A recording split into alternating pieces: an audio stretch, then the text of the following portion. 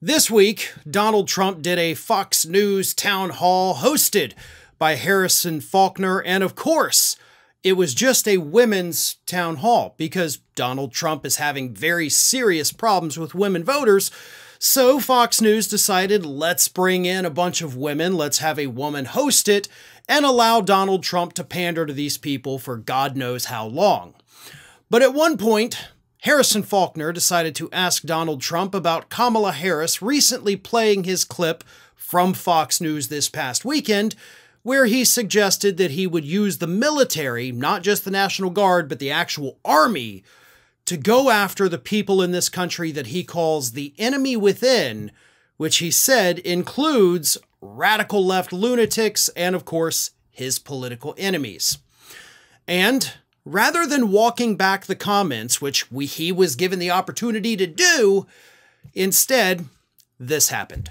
Vice President Kamala Harris is playing some comments that you made to Maria Bartiromo on Sunday. I don't know if you've seen this. No.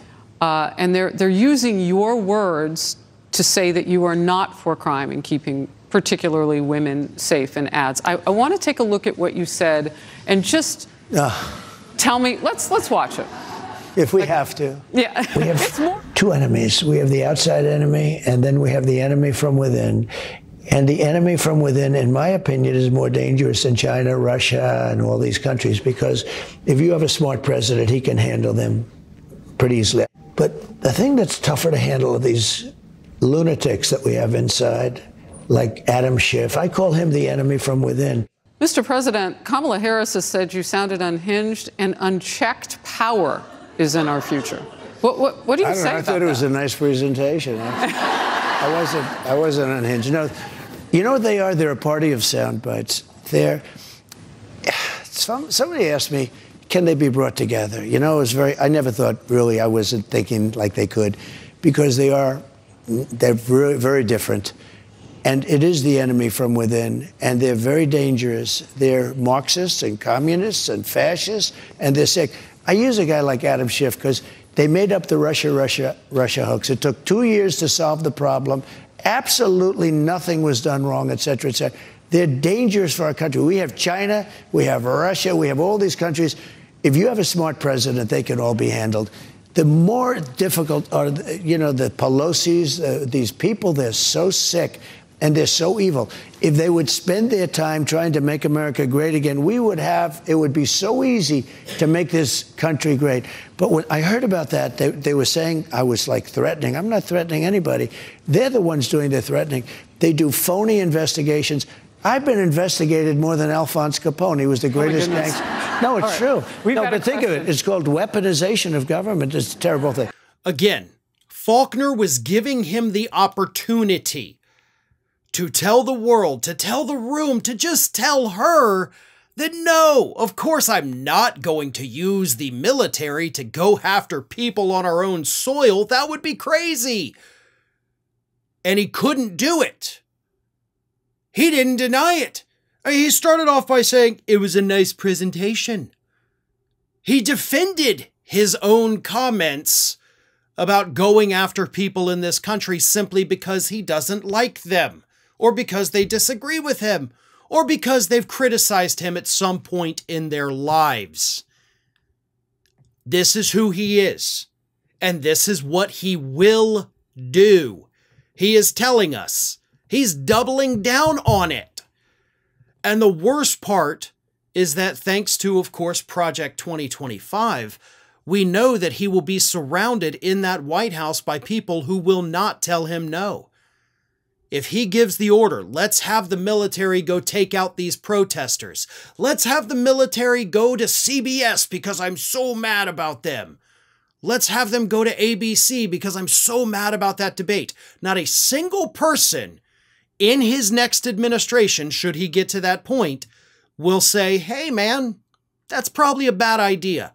Nobody. He will be surrounded, and this is the part of Project 2025 that we should all be concerned about, with people that will say, yes, sir, that sounds like a great idea. Let's make this happen now.